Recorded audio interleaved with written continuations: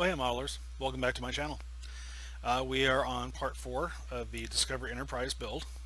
And again, this is a buddy build between myself and RT Hobbyworks.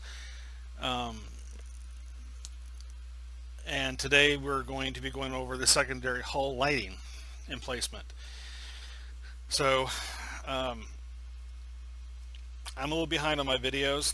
So when you guys are watching this video, I've already completed the nacelles already, the part 3 video, and I'm going to put that up today after I complete this video, and that's got all the lighting and everything I did on the inside of the nacelles, so you can check that out today.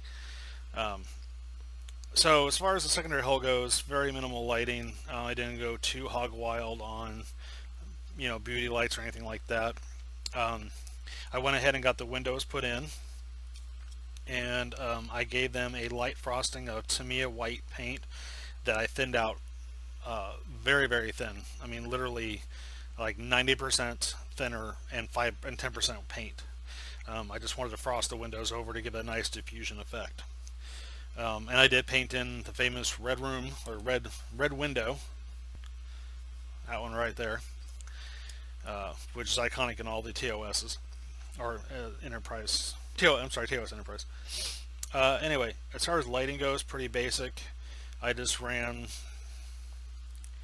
a 6 strip down the middle, a small SMD up here in the corner, because I was getting a kind of a dark spot up here, and a 3 strip right here pointing straight up, a 3 strip down here pointing upward, and I daisy chained 2 little SMDs right there. Not a lot of room to get a 3-piece strip in there, so instead of trying to fit it in there and wasting one of the lights, I just simply daisy chained those 2 together, put a resistor on them, and glued them up there, and that lights up the whole secondary hull. I also did add in a frosted 5mm inside the shuttle bay.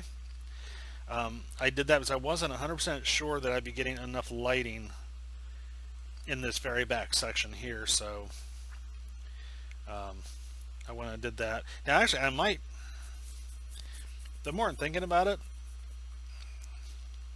I might pull that out and give it a test and see if I have enough light in there without it.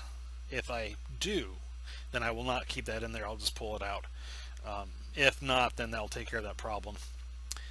I also did tie in a 0.75mm fiber optic for the beacon light at the top of the shuttle bay, and that is linked into a 3mm LED, which is wrapped in shrink tubing to illuminate it, and that comes out really bright. So oh, and I did drill holes for the beauty lights in the back.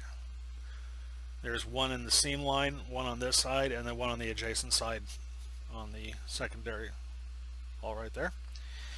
For those, I'm probably just gonna take some of the same fiber optic I use for the shuttle bay and just kind of slide them in after I put the decals on and get them set. I'll just poke them through, and there's enough light on the inside that's bright enough that will make those pretty bright, so that should be easy. So let's go ahead and put this together, and then I will get it fired up. You can see how it is. Now I will warn you in advance, it is probably going to blow out on the camera like it always does, and it's going to look like a supernova has gone off inside this ship, but it is not as bright as it looks on camera. So it is bright, but it's not supernova bright. And the nice thing about this too, if I find that after I put everything together and if it's too bright still, what I'm going to be using for a power source is a adjustable voltage system, so I could actually drop it from 12 volts to 9 volts just with the flip of a switch, which is really nice. I get them. I don't have it handy to show you right now, but I can show you later on in another video. They're about 20 bucks, and they're really nice to have because you can change the voltage down super low to down up to 12 volts on your model. So it gives you that choice, which is nice. So, all right, let's get this thing turned on. Yeah, it's bright. Okay, it's not as bright as you think. Let me cover that up so you don't blind everybody. So, there we go. And here is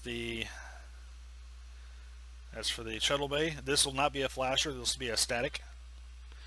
And then I also drilled out a hole here on the belly. I did that because that is going to be a flasher. It's not going to be a strobe, but it's going to be tied into the nav light, so it will flash the same rate the nav lights do. And then there's I don't know how well you can see that. Let me see if I can cover that up. There's the red room. Let's see if you can see it a little better. Yeah, there it is. There's the red room.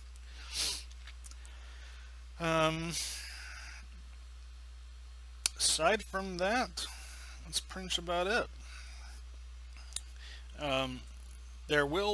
You'll find when you put this together, this is the first piece I ran across that had a step in it so far, and it's only on the underside, right here on the belly. My buddy did find that he had a small step on the tail fin. I do not. That's actually pretty level all the way across, but I did have a pretty bad step down the belly.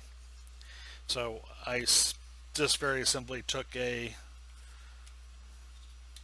sharp hobby knife and I just ran it across like this several times until I dropped that one side down level, and then I sanded it a little bit, and that fixed it. Now we're pretty good.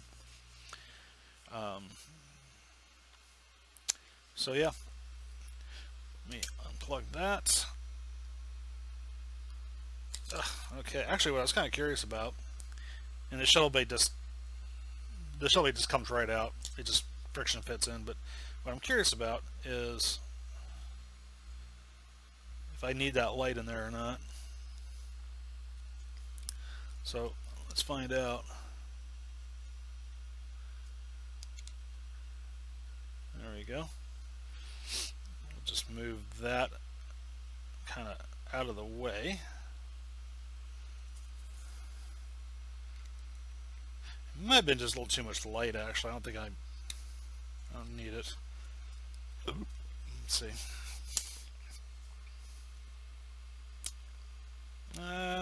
Yep, I do. Removing that light definitely dropped down the backlight to where you can barely see it. Yeah, that's not cool. So, all right. I know that was oops, sorry. Did not mean to blind everybody doing that. It's my mistake. So that definitely has got to be in there. So, not a problem. Just pop that back out. And there's actually a notch in the back of the shuttle bay that the light slides right into. Alright, let's get that. Whoops. Put back into place, the fiber optic back into place. There we go. And I just put a little bit of glue around it to act as a stopper, so it doesn't go all the way into the shuttle bay. It just hangs out right there on the edge. So, all right. So now I know that has to be kept in there, so that's cool. The other thing I have done was I kind of made a really big boo-boo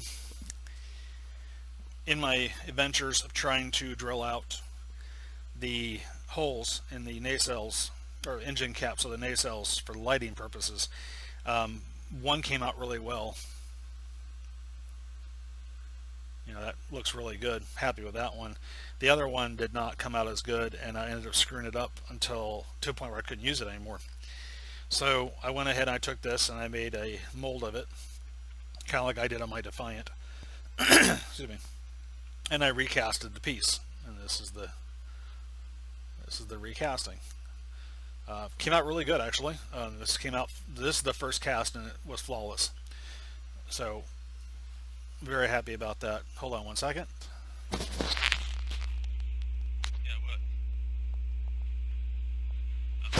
Okay, never mind. Sorry about that, guys.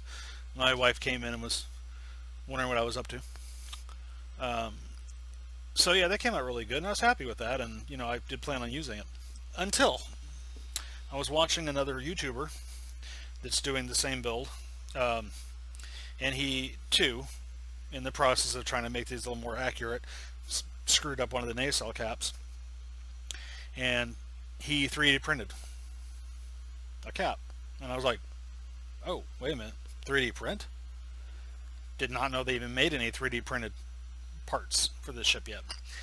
So I jumped on Thingiverse, and all you do is punch in Discover Enterprise. It's not a plethora of stuff, but they do have some things up there you just can 3D print. One of which was the nacelle engine caps. And to my surprise, and to my great satisfaction, these engine caps are designed to be as close to accurate of the CG model as possible, in the sense that you can see that there's cutouts in the top and the bottom for the lights as well as the holes, which you can see in these. Well, it's clear you will see too much of it, but you can see that there is a section down below that you can scrape off, but nothing on the top.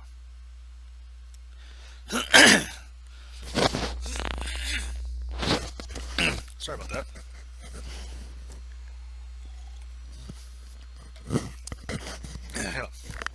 Major frog stuck in my throat now. So anyway, since I got a 3D printer, I went ahead and printed me up some of these things, and this is what I got.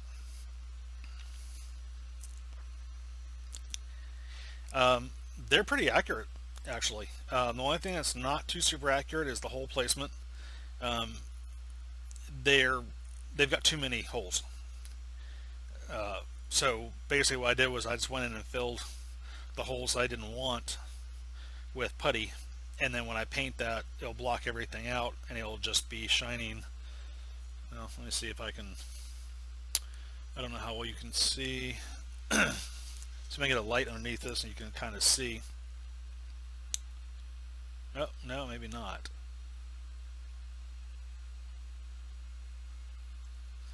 Yeah, darn it, it's gonna blow it out. I'll put it on the cell and show you. But anyway, these are pretty good prints. They did take a little while to clean up. They didn't print the world's best. I think it's my printer, to be honest with you. But I did a lot of sanding, some filling, and they came out really good. And what I ended up doing was, well, here's one of the nacelles, which is in my last video. You'll be seeing that later anyway. That's together.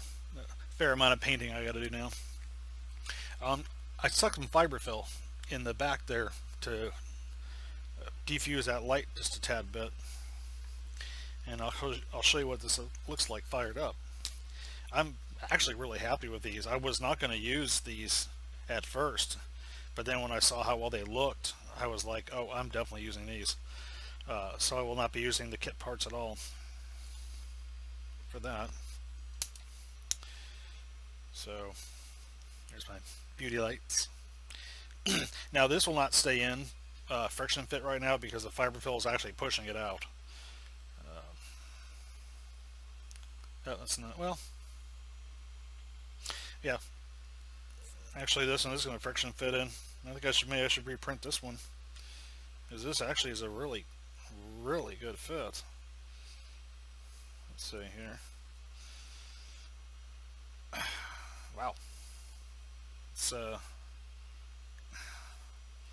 that's nice. Holy, even with the fiberfill in there, that's beautiful. Okay, I think I'll be reprinting another one of these. Alright, well, so you can kind of see.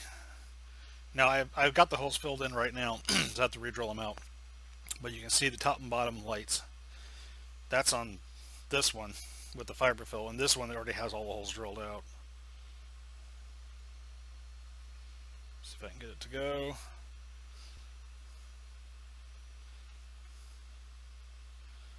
There you go. So that's what the 3D print ones look like. Yeah, I'll definitely be reprinting actually. Um, like I said, very happy with those. So if you're looking to replace the engine caps with a little more accuracy, then get on to Thingiverse. And I forgot the person's name that did these, so I apologize for that. But just punch in Discovery Enterprise, and you'll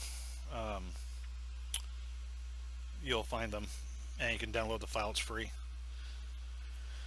Uh, yeah, fiber fill for that. So yeah, that's that's kind of where I'm at now. I guess I'll be printing in there one of these today. Look at that fit. So yeah, that's it. I'm gonna go ahead and get this thing put together, glued up, and then maybe I can start doing the seam work sometime this evening, I hope. Um, so yeah, that's pretty much about it. I want to thank everybody for watching and hope everyone's having a good weekend. Unfortunately, it is nearing an end.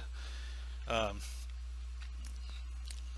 for me, it's getting close to my wife's surgery date here soon, so um, I'll have a little more time on my hands to work on model kits, as I'll be off work for about a week with that. So when I'm not taking care of her, I'll be working on kits. So I'll have a little more freed up time to work on stuff. So anyway, okay, I'm starting to babble. Thanks again for watching. You guys have a great weekend, and I'll see y'all next time. Bye.